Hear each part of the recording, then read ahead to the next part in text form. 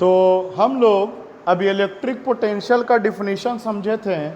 आइए अब उसी डिफिनीशन का यूज़ करके डिराइवेशन कर लेते हैं। तो देखिए, डिराइवेशन के लिए according to the definition stress charge को इन्फिनिटी से यहाँ लाने में वर्क डन निकालना है। और वर्क डन के लिए आप लोगों को पढ़ाया गया है कि डॉट प्रोडक्ट होता है फोर्स का और डिस्प्लेसमेंट का। लेकिन इसके लिए भी आपके पास दो ऑप्शन हैं, एक है एफ डॉट एस और एक है F dot D S.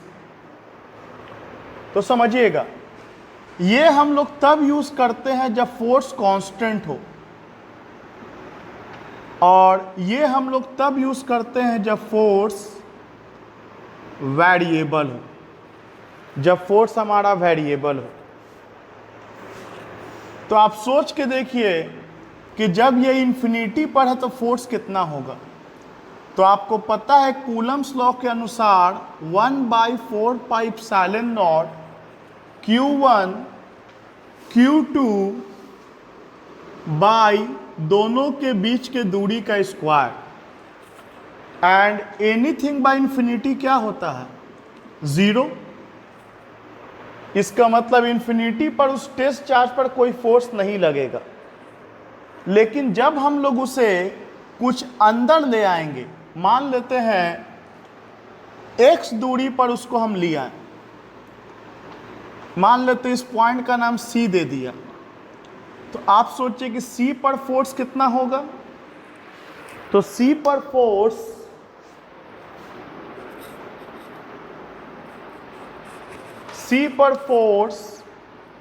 F equal to 1/4 pi epsilon naught Q into Q naught by X square.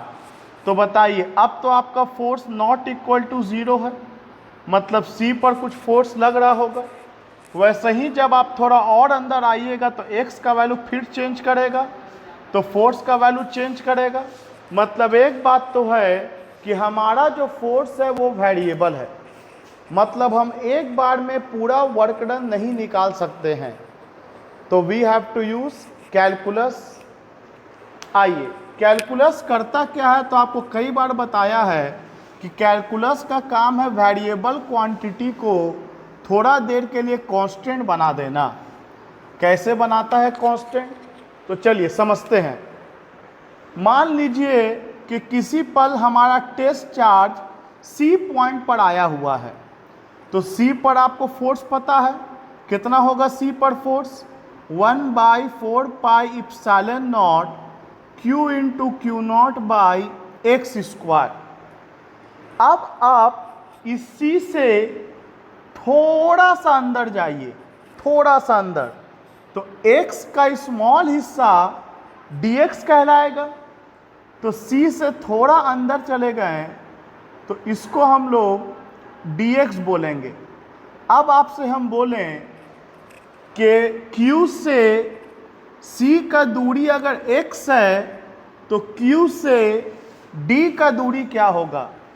तो ये dx इतना स्मॉल है कि Q के कंपैरिजन में D तक का भी दूरी xc कहलाएगा। तो इस तरह से हम लोग स्मॉल डिस्प्लेसमेंट के लिए हमारे फोर्स का एक कांस्टेंट वैल्यू समझ लिया।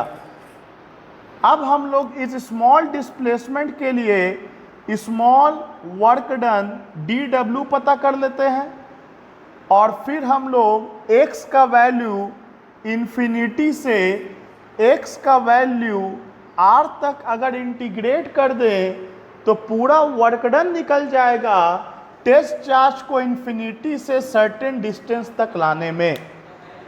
तो ये हम लोग रास्ता बना लिए किस रास्ते पे चल के हमको डिराइवेशन मिलेगा।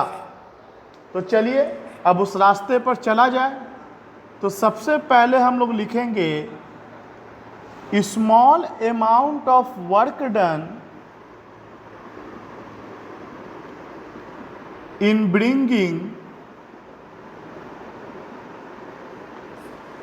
Test charge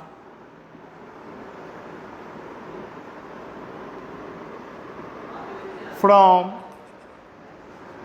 C to D, that is through very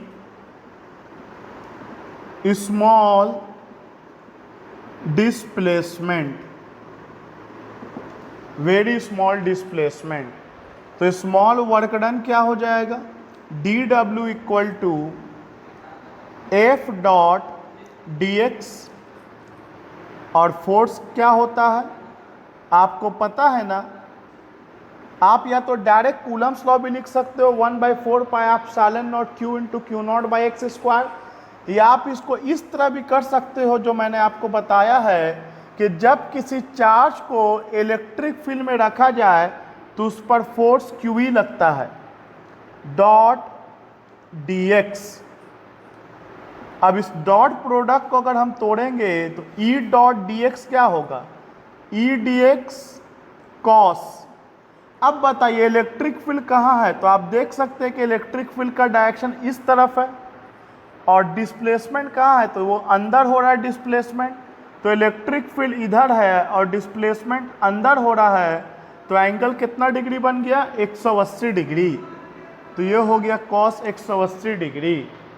तो वर्क डन कितना हो गया, कॉस 180 -1, तो minus Q not E D x, small work done निकल गया।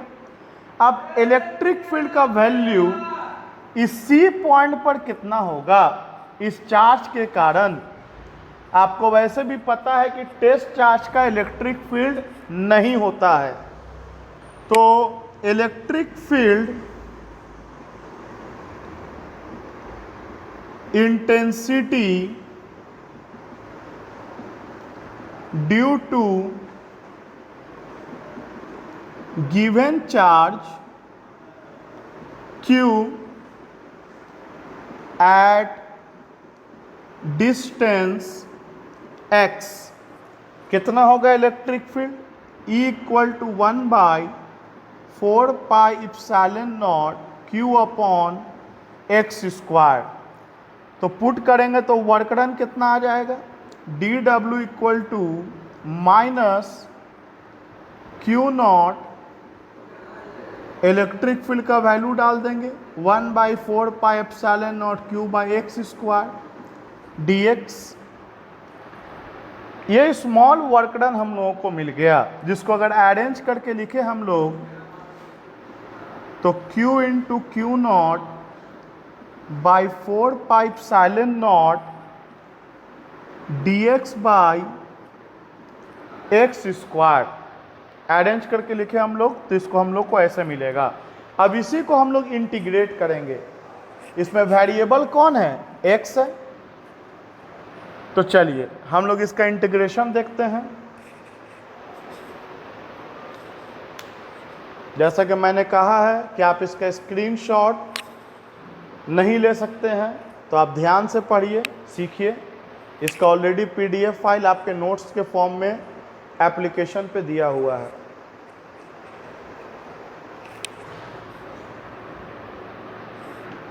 ओके,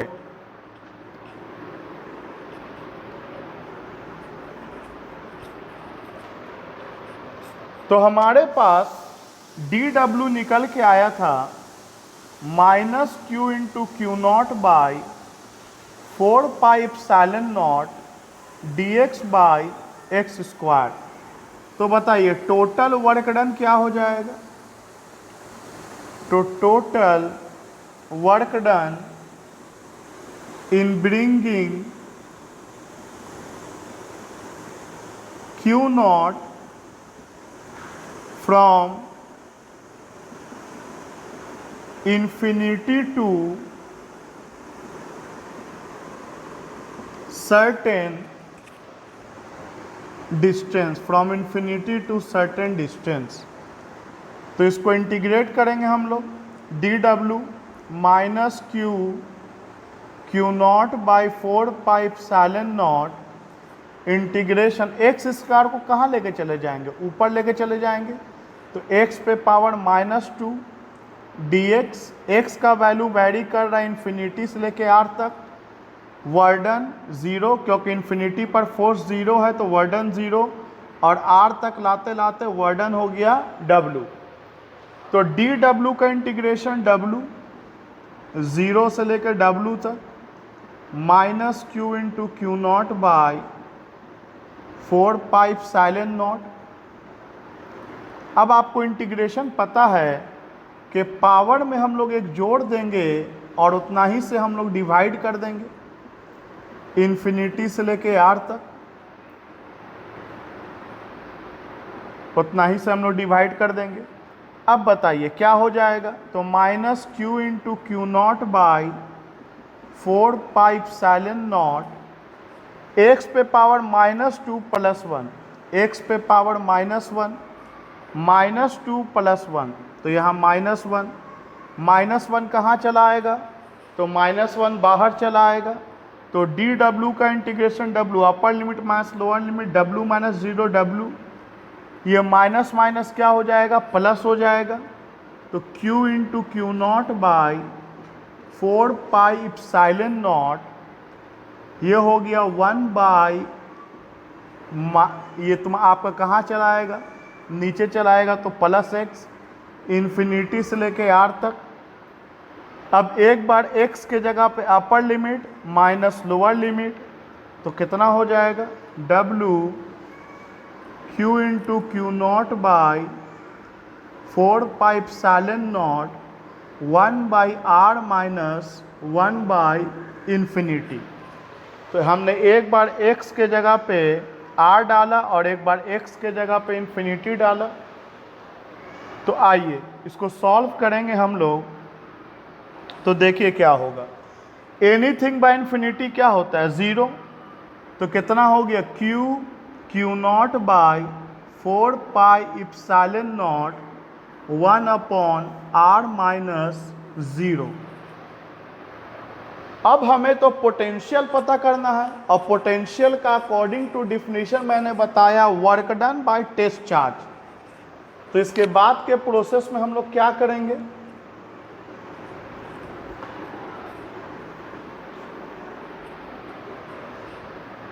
तो इस टेस्ट चार्ज को अगर हम इस तरफ लेके चले आए तो work done by test charge Q naught कितना हो जाएगा, इधर कितना बचा, Q by 4 pi epsilon naught upon R।